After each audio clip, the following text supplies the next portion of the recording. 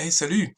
Alors, tu te prépares à rédiger ta première dissertation ou ta seconde. Je voulais juste te rappeler deux petits conseils pour ce qui a trait à la mise en page, à la présentation.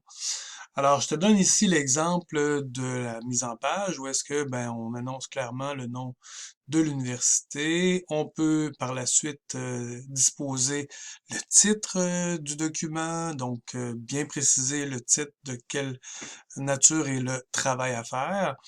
On peut donner un titre personnel aussi à notre travail.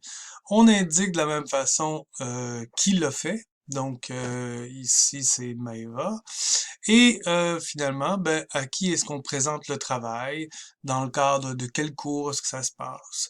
Donc ici, à la fin, ben, j'indique clairement la date de tombée et ça me permet justement d'avoir ma page de présentation avec toutes les indications nécessaires pour bien présenter ma dissertation.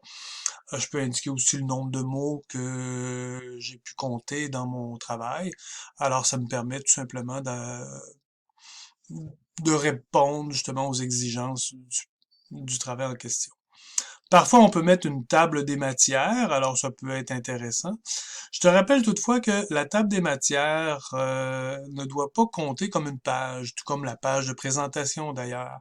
Ce qui fait en sorte que souvent, ben, la table des matières pourrait être, par exemple, sous un format I ou II, alors que le travail lui-même, lui, va véritablement être marqué justement de la pagination. On peut mettre la pagination en haut à droite, c'est facile à lire, c'est très évident. De la même façon, bien, dans ta page d'introduction, sur la page d'introduction, habituellement, on ne met pas de numéro de page. Le numéro de page va apparaître seulement dans le travail, et donc, même si elle compte, l'introduction va être la première page.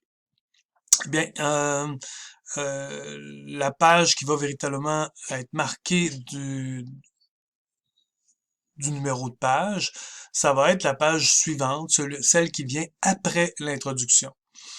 Pour ce qui est justement de la présentation, ben, le mot introduction dans le haut d'une première page, c'est pas nécessaire.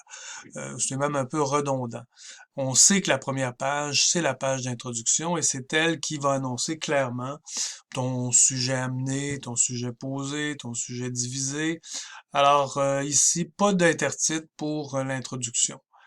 On va tout simplement laisser deux, trois lignes pour pouvoir faire en sorte qu'on puisse clairement indiquer euh, qu'on est dans un mode introduction. Et ben c'est ça, j'écris ma page d'introduction et par la suite, je passe au développement. Et donc, je fais un saut de page. Je n'indique pas la page je ne rattache pas la page d'introduction au développement. Il faut vraiment que ce soit sur des pages séparées. Donc, si mon introduction fait une page et quart, ben, je fais véritablement un saut de page et je commence à la troisième page, mon développement. Alors voilà, donc ça peut te donner quelques indications. Et c'est la même chose pour la conclusion. Dans la conclusion, je mets pas ça à la suite de mon développement, je vais faire une page spécifique juste pour elle. Allez, bon travail, amuse-toi bien.